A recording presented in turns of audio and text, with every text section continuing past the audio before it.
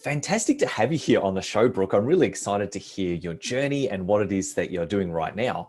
And I want to just ask, I know you've had a really interesting journey because you started in finance, right? Is that right? Well, that's actually not 100% accurate. I actually started in the music industry in Sydney. I was doing audio engineering and then I fell into production. I was working with people producing, I thought, great music. They were winning some arias. I was sort of caught up in that, I guess, wave that was pulling us all along. And then I even ended up DJing for some time, full time, professionally, working in record shops.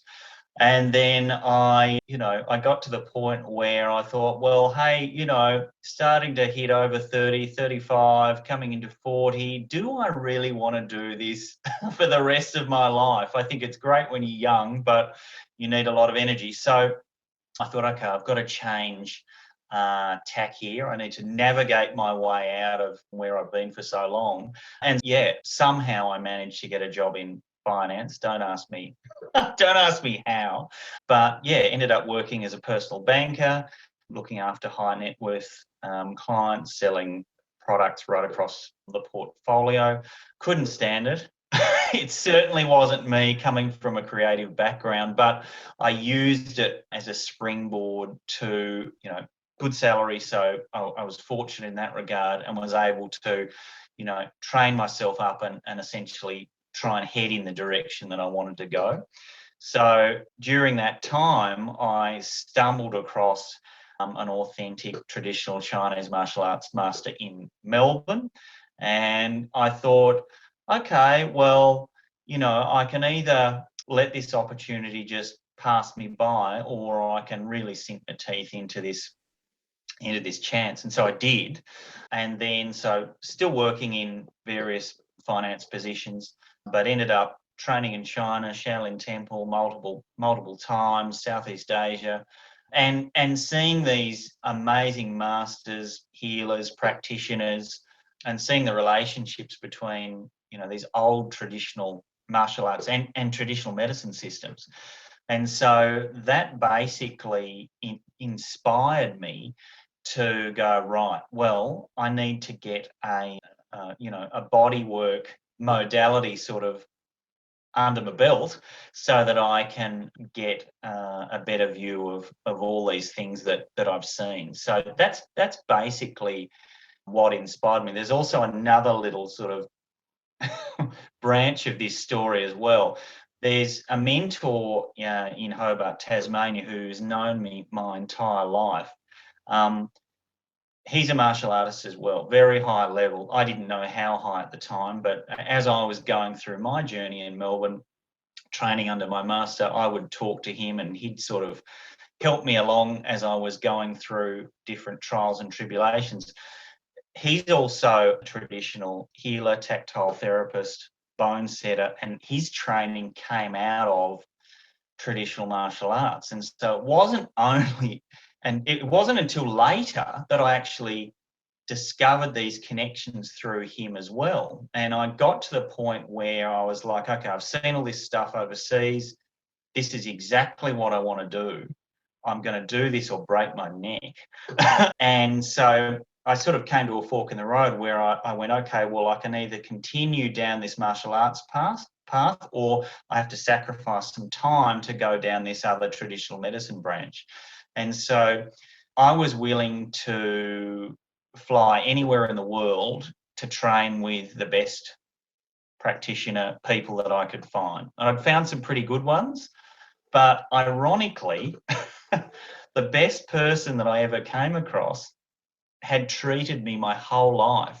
And this was this person, Grandmaster Wayne Oldham, who now, that's the reason I'm back in Hobart, so I can be Wow. close to him and learn, as essentially, sort of like an apprentice, really. So it's an ongoing relationship. And so that's why I moved back to Hobart, to be close to him. And he agreed to take me on. And, as a 13, 14, 15-year-old, he used to fix my knees playing basketball and things like that. And then, ironically, time has has moved on. I'm ready to make these big decisions, and this is the best guy that I've ever come across. And so Wow.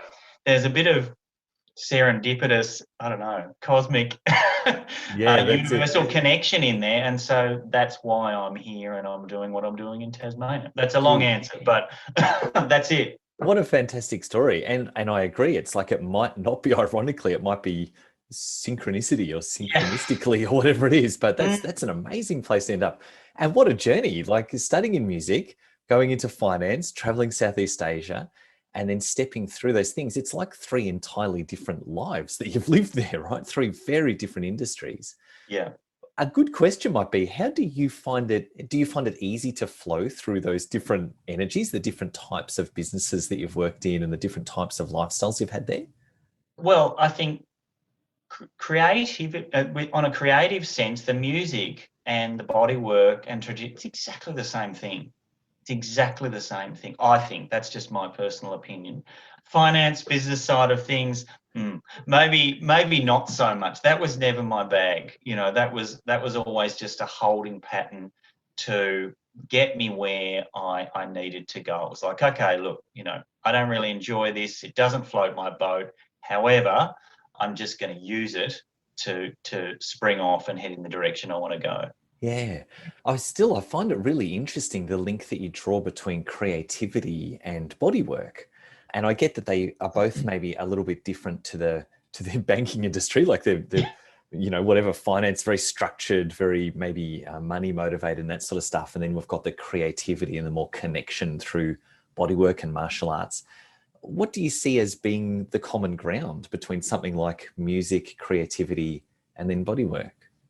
Look, it's an interesting one. Common ground. I think it's balance, really. A little bit of each is very good. Like I think one of the reasons I've actually been able to do what I do full time is because I've got a healthy balance between, working from that heart space, as you guys would know, and a healthy dose of common business sense as well. I don't see those contradicting each other at all. And I think sometimes therapists can get into trouble, when they're talking about dollars, price, things like that. And, I think that framework and that structure has actually helped me to be able to do what I want to do. Yeah. I hope that makes sense. But, Oh, yeah. I hear what you're saying. It's like they can be two sides of the same coin, right? Even if oh, they don't energetically feel the same way as you're doing them or experiencing them, they can still fit together quite well. Also, you just sort of mentioned what you're doing right now full time, but you haven't shared that yet. What do you actually do right now? What's a normal week look like for you, Brooke, at the moment? sure. So a normal week for me is in the clinic. So I'm an integrated massage and Eastern therapist. That's just the nice little soundbite that I've come up with so that people don't sort of glaze over and go, "Jeepers, what's he, what's he talking about?" So I'm in the clinic treating away, treating people with bad backs, frozen shoulders, anxiety, depression, chronic fatigue, post-op stuff, right through to weird and wonderful sort of you may call sort of esoteric conditions that may not be as common, as well as teaching qigong and meditation classes, and I've been doing that full time for 10 years down in Hobart. Workshops, health and wellbeing programs for corporates. I used to do a lot of work for organisations like Carers Tasmania, where they're bringing me in to put together a program to offer physical, energetic, emotional support, stuff that they can take home, and that's about it. And that keeps me very busy. But I'm also just on the cusp of launching my new online program, which is Praxis Space, which is essentially helping or assisting therapists to open their bodies and learning to feel and improve their touch, work more efficiently, avoid burnout. Lots of goodies in there. So that's probably taking up most of my time at the moment while trying to balance out the clinic work and the meditation and qigong classes. But it's all exciting. It's all great stuff. Yeah, that's awesome. And I can hear there's a lot going on there, but it's also great to hear when some of that busyness is meditation and Yeah. and martial arts, I Yeah. guess, and that kind Yep. of thing. really does bring a lot of balance to it, doesn't it? Because you're able to be productive and move forward at the same time as have that excellence within yourself, that self-care and self energy to be able to make it all happen quite easily. That's yeah, that's exactly right, and that's really that Eastern approach where I think sometimes in the West the focus in training is on the therapy, treat, and often the support methods, whether they be physical, energetic, emotional, in the Eastern schools, that is just part and parcel of your training. That is just as important as getting your hands on people and going, right, we need to deal with this. We need to try and fix that. So for me, it's just an absolute non-negotiable. It's part of I guess being an Eastern styled therapist, really. Yeah, that's great. So tell me a little bit more about that because I'm interested to hear what that actually looks or feels like in a more practical way. Like, I guess if someone has gone and they've studied massage or whatever, osteo, whatever more sort of classic Western medicine body work, if Yeah. someone has studied that and they're just feeling like, I'm doing a great job with my hands-on skills, but this sounds really interesting, Brooke, what is it that you're talking about? What would you say is the thing that's kind of different or missing that they might not be so aware of having been trained down that path? Sure. So I think often, particularly as Westerners, we always look externally first. It's always, okay, if I want to learn something, I've got to get it from the outside. So the perception and the connection and the feel starts and stops with you as an individual. So all the answers are actually inside you, but we've got to quiet things, turn the volume down on all that static so that we can get to all that good stuff. So that usually starts through regular, it might be morning ritual, whatever you want to call it, a daily routine that it is absolutely a non-negotiable. Before you get rolling, this is what you start doing. So usually those practices are on a meditative level, and then they expand out from there. Combination of meditative and physical. Yeah, that's great.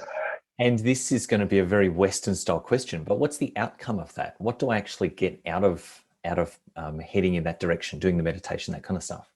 So you're clearer if you connect to yourself. If you're not connected to yourself, you can't connect to anybody else. It's absolutely that simple. So the more work you do inside, the better that connection is going to be with everybody that you deal with. So then you're going to have techniques, during the week you're still going to have heavy days where it will take a lot out of you, but you're going to have methods, whether they be physical, meditative, that will actually restore. And in Eastern training, we call it internal training and external training. Internal training is energy development, or in traditional Chinese medicine terms, qi moving, just another word for energy. External, think of it as blood moving. So going for a swim, going for a run. Two sides of the same coin. You need both. So you sort of learning to cook, so a little bit of internal, a little bit of external, and then as you develop more experience and greater sensitivity, you then have that body education, that connection, and that awareness to know exactly what you need, and you're able to regulate yourself. Sure, still need those treatments from the practitioners that hit the right spots for you. I call that, there's passive and then there's active. There's passive where you need people to do work for you, but you need active as well where you're able to engage in a practice that supports you in a holistic fashion. So hopefully that makes sense. Yeah, I love that. I find this fascinating because I guess, and there's going to be people who listen to this who are all across the spectrum. So some will be Yep. just like totally all over what you're speaking about, and other people might be the first time they've ever sort of heard much about this stuff. Yep. That's how it is. And I know for me, very practical upbringing, a very sort of traditional spirituality, and then getting into things like meditation and stuff didn't happen for me until probably only a few years ago, realistically, as an adult and a middle-aged adult at that. And so my journey has probably been much more about kind of meditation giving me some calm inside my mind and some sort of peace throughout the day and that sort of stuff. And I then find it really interesting to think, wow, even that is obviously just the tip of the iceberg. Some of that can then flow through into the actual what are the outputs from that, and how does that engage with other people as I'm going through my day? And I know for me, yeah, that kind of deeper meditative style of daily practice has made my experience of life far more sort of pleasant and fun and joyful, and also just calmer and easier to get through. But then what I'm hearing from you, I guess, is it's not just about what it does for me on the inside. That then builds into something that can impact other people around. Is that, I mean, I'm just sort of interpreting what you're based on my experience, but that kind of resonates. That's exactly right. And so, yeah, you're right. It's just the tip of the iceberg. There are certain methods, and really the secret is, I mean, I certainly do not consider myself special in any way, shape, or form. With my teachers and the training that I've had, I've literally just gone, okay, I need to do this, I'm going to do that. And so the secret is in the doing. All you've got to do is do it and make it regular. And dare I say it, that's often the problem for Westerners. The other thing too is it can't be goal orientated. So if you start trying, doesn't work. That's pushing against it. So it's sort of like trying to, if you're trying to catch a fish, the harder you grab, it just keeps slipping, slipping, slipping. So you just do it, you just sit with what is, you follow the methods, it's in the doing. And that's when you start to move with some of these little bit more advanced techniques that are sort of a few steps down from just your normal meditation. That's when you're going into a treatment space and it's happening by itself. Sure, there are techniques, but it's not what you're doing. It's just happening. Yeah, it sounds fundamentally fascinating. I love it. I'm sure we could just like dive all over this. But the other thing that I really want to just kind of ask you about is something, again, that I've only learned in the last few years, probably, or learned more about and become aware of, is that different style of energy between and I know we might be typecasting a little bit, but the Eastern and Western styles of thinking or behaving. And the Western style being that more sort of like outcome driven, what's the practical, fastest way we can get to whatever it is. And it involves doing, but doing for the reason of getting that outcome. Yeah. And then the Eastern style of thinking, which is more like there's a flow and an interconnectedness. So the doing is in the time right now, and it's actual doing that has the value. And yeah, there'll be outcomes from it, but it's the doing that is the thing. And it reminds me a lot of some of the business stuff that we talk about as well. Yeah. And it just, even right back to what we're talking about at the start, the flip side of the same coin, right? Yeah. In business, I'm always like banging on about, you got to do the work. You're not going to get results unless you do the work. But the truth is, if you focus too much on just the outcome, the doing is painful. It becomes an annoyance on the way to getting to where you want to get to. And falling in love with the process and just being like, this is my life and I make it what it is. And I am living in this moment, being this person who does these things. The outcomes come from that, but the experience of life is so much deeper and richer and more present.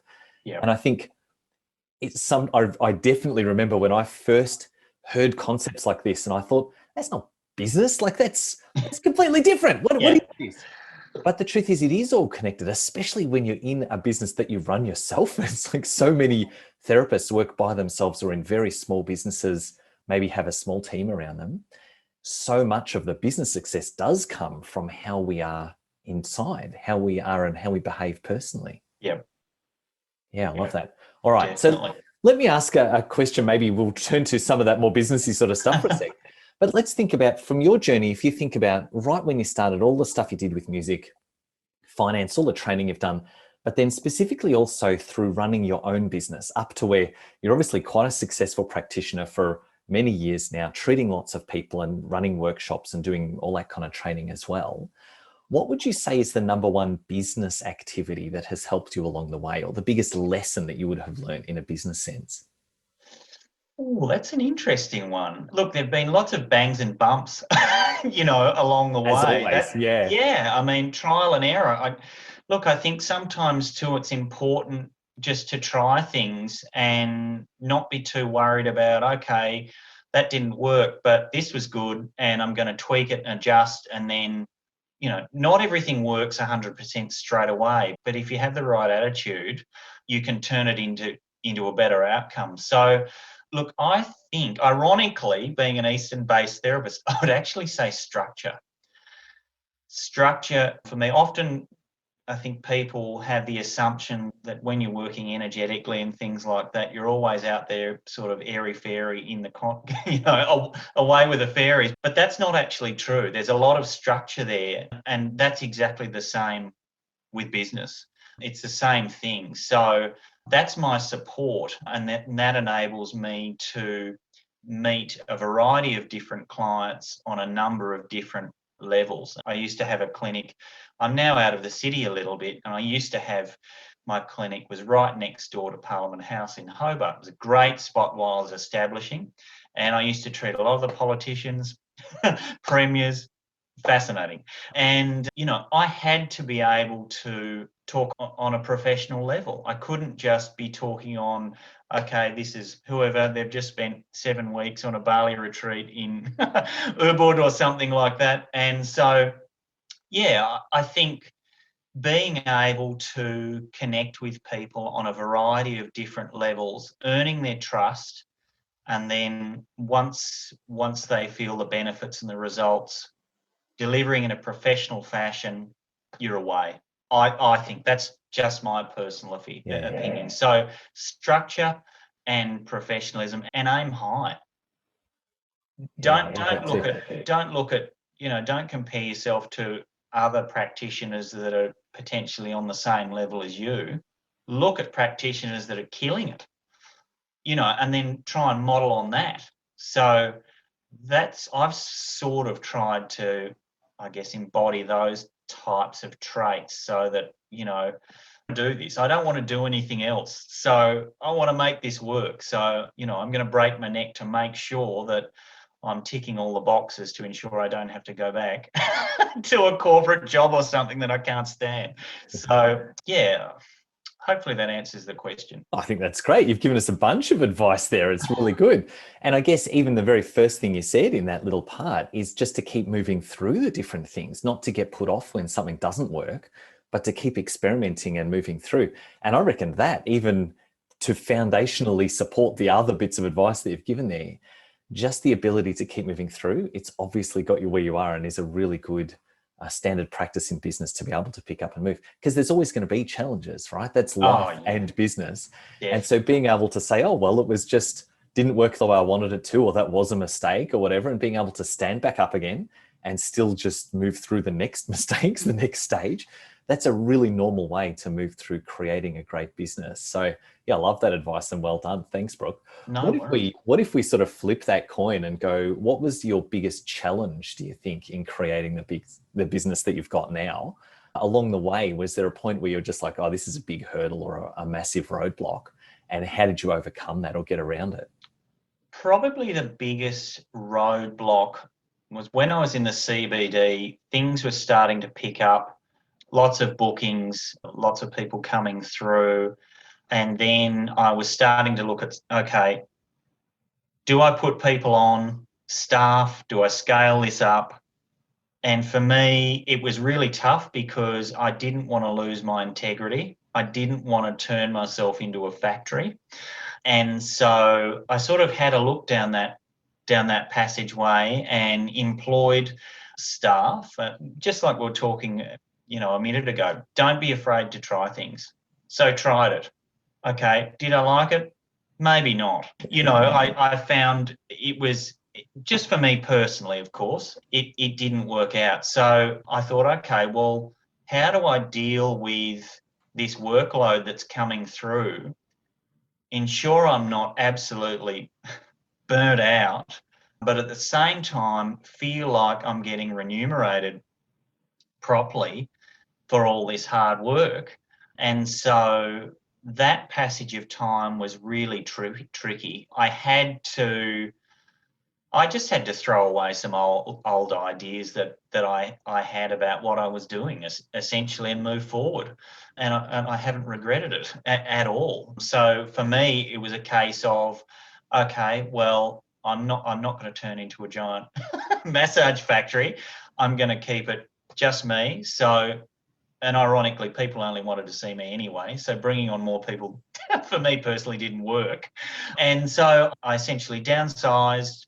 I put my prices up, and so people coming to to me know that they're getting me, they're getting that personal one-on-one contact. I feel like I'm maintaining my integrity and I'm happy. But that was just that's a personal choice. I'm certainly not saying that, people running big, big massage centers don't have integrity and aren't running good practices. That's certainly not what I'm saying. That was just a personal decision for me. But that was I really had to thrash that one out. Mm.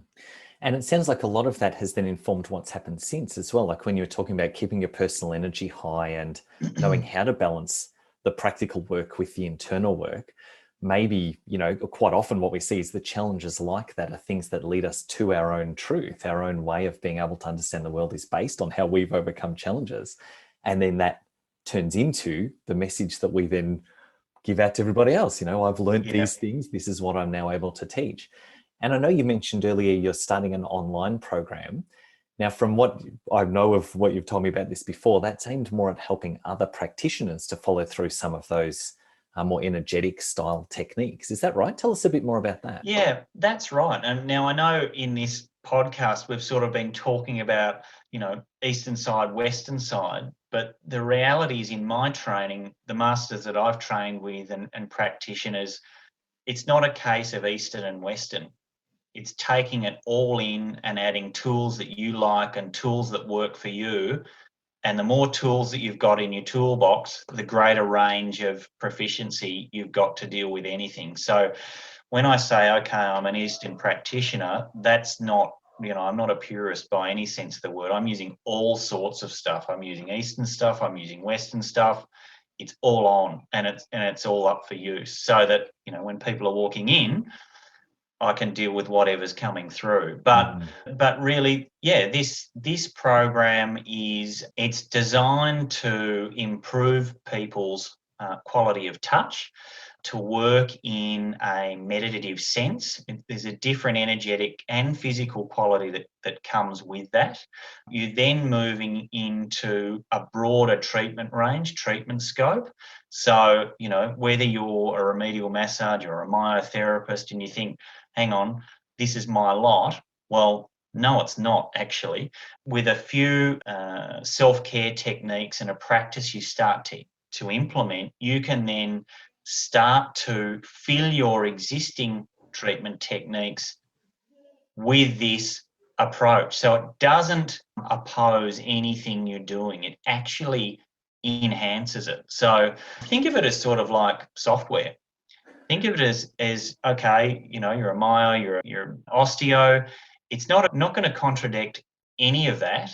It's going to be like a new Windows upgrade that comes in and then enhances what you're doing. And then potentially some of those treatments where, you might be dealing with those physical, energetic, emotional issues, those skills are going to come into play, and you're going to be able to offer your clients a whole other deeper level of treatment, as well as not burning yourself out. So you're actually working smarter, not harder. And that's what it's all about.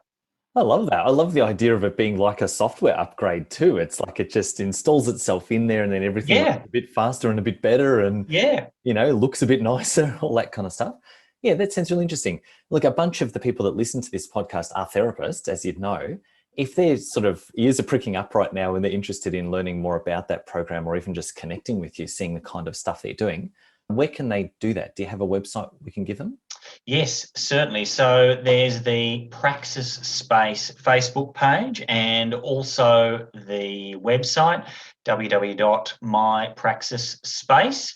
And we've got a launch in June, and look forward to seeing people there and, I guess transforming your treatments professionally, but also transforming personally as well. That's the other thing. It's not just you as a therapist, it's you as a person.